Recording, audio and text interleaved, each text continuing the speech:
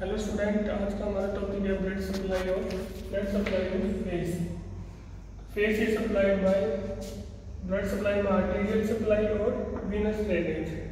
Arterial supply is by facial artery and transverse facial artery, and venous drainage is by facial vein and retromandibular vein. तो सबसे पहले facial artery. तो facial artery को हम कैसे पढ़ेंगे? सबसे पहले इसका पढ़ेंगे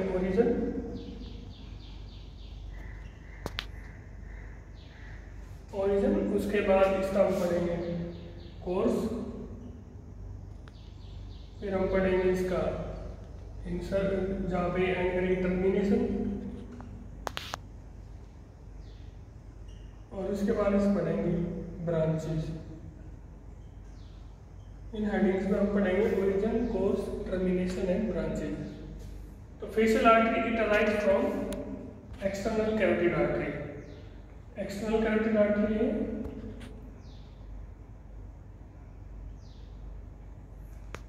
एक्सटर्नल कैरोटिड आर्टरी। तो ओरिजिन है it arise from anterior surface of external carotid artery. कहाँ पे? Side in carotid triangle. तो ओरिजिन क्या हुआ फेशियल आर्टरी का?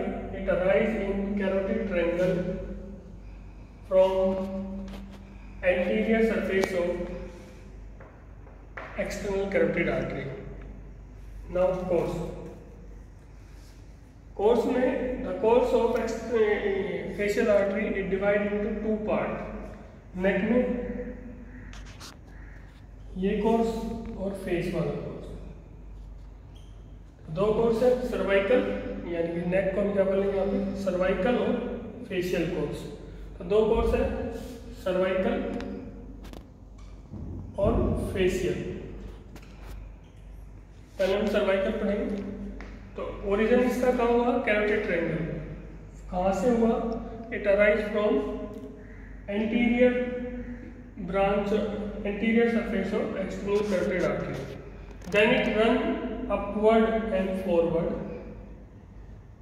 and reach into the digastric triangle. Then it reach into the digastric triangle. Posterior aspect of submandibular gland. This is submandibular gland, superficial part of submandibular gland. इसके posterior end पे पहुंच जाएगी। First it related with the posterior end of submandibular gland, then it run around the ramus of mandible. Ramus of mandible के around run करेगी। Then it related with the lateral surface of submandibular gland between medial pterygoid and gland, medial pterygoid muscles and gland. Then it wind around the outer border of ramus of mandible and enter into the face.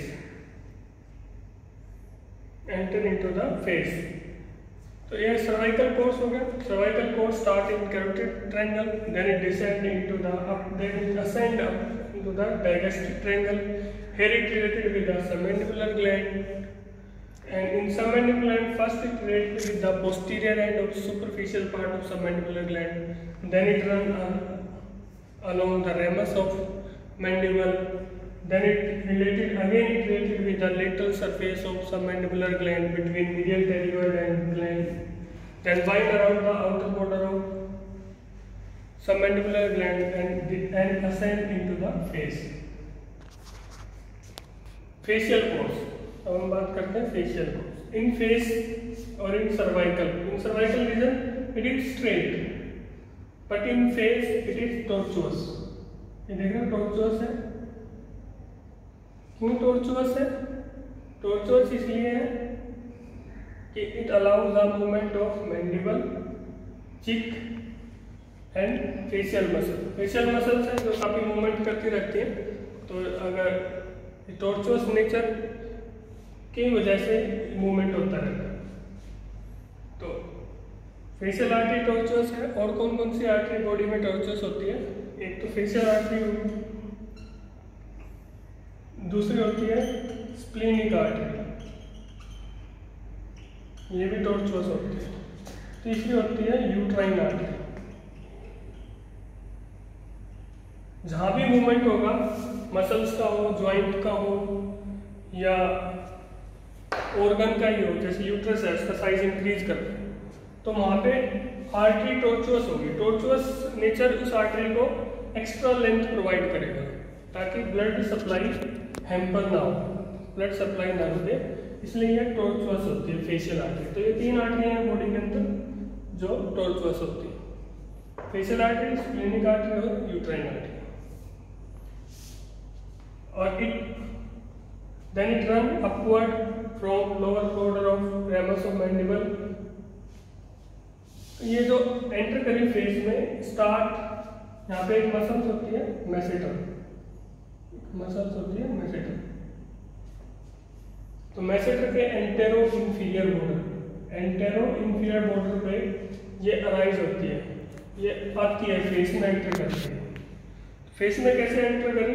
सबसे पहले border के around wide around की, और फिर it appear at antero inferior angle of masseter, then it run upward angle of mandible से 1.25 centimetre away from lateral to the angle of mouth. ये angle of mouth है, इसके 1.25 centimetre laterally run करेगी। Then ascend up to the medial angle of eye. ये medial angle है, ये lateral angle है। Medial angle of eye यानी कि यहाँ तक, मीडियल कैंथस ऑफ आई यहाँ तक रन करेगी। एंगल ऑफ माउथ से 1.25 सेंटीमीटर, तो ऐसे असेंड करती हुई मीडियल एंगल तक चली जाएगी यहाँ तक। नाउ ब्रांचिंग, पहले टर्मिनेशन पढ़ लेते हैं। It terminate by anastomosis with the dorsal nasal branch of ophthalmic artery. Ophthalmic artery की लास्ट ब्रांच है डोर्सल नेजल ब्रांच, उसके साथ ही एनास्टोमोस करती है मीडियल कैंथस और मीडियल एंगल ऑफ आई पे। Here it end as anastomosis with the dorsal nasal branch of ophthalmic artery. Start कहाँ से? स्टार्ट हुई नेक में एक्सटर्नल कैरोटिड आर्टरी से। फिर इसका रिलेशन है सबमैंडिबुलर ग्लैंड के साथ। सबमैंडिबुलर ग्लैंड के साथ कैसा रिलेशन है? It is S shape. S shape इसका लूप है। फर्स्ट जो कॉन्वेक्सिटी है ये है ग्लैंड से, सबमैंडिबुलर ग्लैंड से रिलेटेड।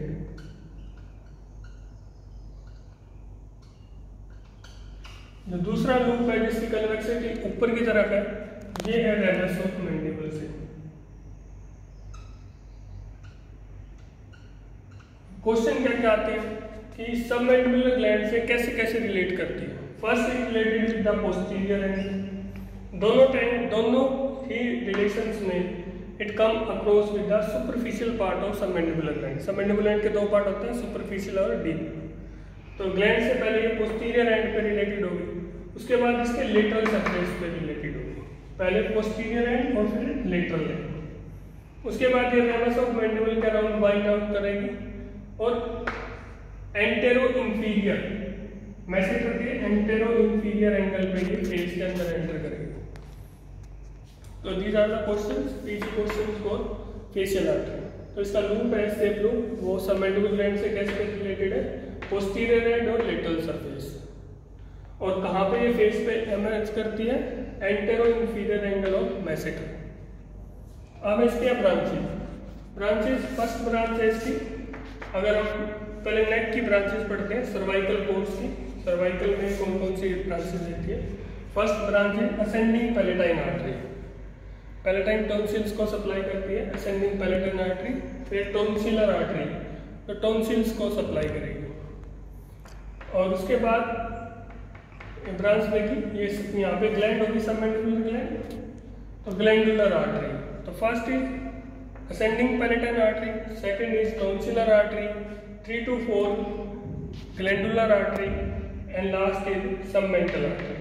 सबमेंटल आर्टरी चिन तक रेंज करेगी और चिन को सप्लाई करेगी, लोअर लिप और चिन को। असेंडिंग पैलेटाइन टॉन्सिलर आर्टरी, ये पैलेटाइन टॉन्सिल्स को सप्लाई करेगी। ग्लैंडुलर आर्टरी सबमेंडिबुलर ग्लैंड को।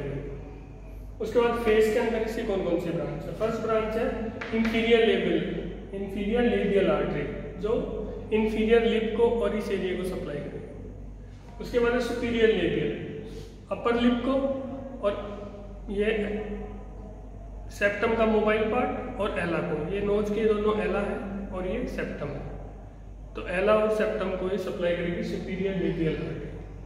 तो इंफीरियर लेबियल ने किसको सप्लाई किया? लोअर लिप और चिन को, इस एरिया को। सुपीरियर लेबियल ने अपर लिप को, mobile part of nasal septum और एला को। उसके बाद लेटरल नेजल किसको सप्लाई करेगी? नोज को, डोर्सम ऑफ नोज और एला, इस एरिया को सप्लाई करेगी। और किसके साथ ये एंड कर जाएगी? By anastomosis with the dorsal nasal branch of ophthalmic artery. अब इसकी कैरेक्टरिस्टिक, क्या क्या इसकी कैरेक्टरिस्टिक है? फर्स्ट कैरेक्टरिस्टिक क्या है? एक तो ये टॉर्चुअस है, वो मैंने तो बता दिया टॉर्चुअस कौन कौन सी आर्टरी होती है? फेशियल आर्टरी, स्प्लेनिक आर्टरी और यूट्राइन आर्टरी। बॉडी के अंदर 3 आर्टरी टॉर्चुअस होती है। तो यहाँ पे क्या है? फेशियल आर्टरी है। क्यों है टॉर्चुअस? तो अलाउ मूवमेंट ऑफ मैंडिबल का मूवमेंट, चिक का मूवमेंट हो जाएगा। तो फेशियल मसल्स हैं वो काफ़ी फेशियल एक्सप्रेशन होता रहता है उनका, तो फेशियल मसल्स के एक्सप्रेशन के मूवमेंट को ये अलाउ करती है। टॉर्चुअस होने के कारण इसकी लेंथ इंक्रीज कर देती है। जैसे मसल कॉन्ट्रैक्ट करेगी तो इसकी ब्लड सप्लाई पे कोई इफेक्ट नहीं आएगा। उसके बाद ये कैरेक्टरिस्टिक, दूसरे कैरेक्टरिस्टिक क्या है कि काफ़ी एनास्टोमोसिस है। ये देखो, जो एक्सटर्नल कैरोटिड आर्टरी है उसकी ब्रांच है फेशियल आर्टरी, ऑप्थेल्मिक आर्टरी किसकी ब्रांच है? इंटरनल कैरोटिड आर्टरी की। तो फेशियल आर्टरी एक्चुअल में क्या हो रहा है? Facial artery anastomosis, external carotid artery और इंटर कैरोटिड आर्टरी का ये एनास्टोमोसिस हो रहा है। उसके बाद transverse facial artery, next artery की हम बात करें, ट्रांसवर्स फेशियल आर्टरी। तो transverse facial artery it is the branch of superficial temporal artery. Superficial temporal artery है, ये वाला हिस्सा क्या है? ये टेम्पोरल रीजन है, यहाँ पे एक आर्टरी होती है सुपरफिशियल टेम्पोरल आर्टरी।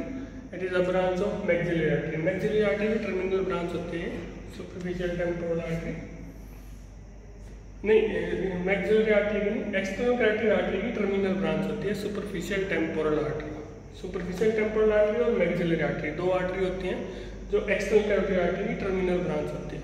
तो सुपरफिशियल टेम्पोरल आर्टरी है जो यहाँ पे है, तो जो ये एरिया क्या है? ये पैरोटिड एरिया है, ये वाला, दिस इज पैरोटिड एरिया, जो मैंने doctor this is parotid gland.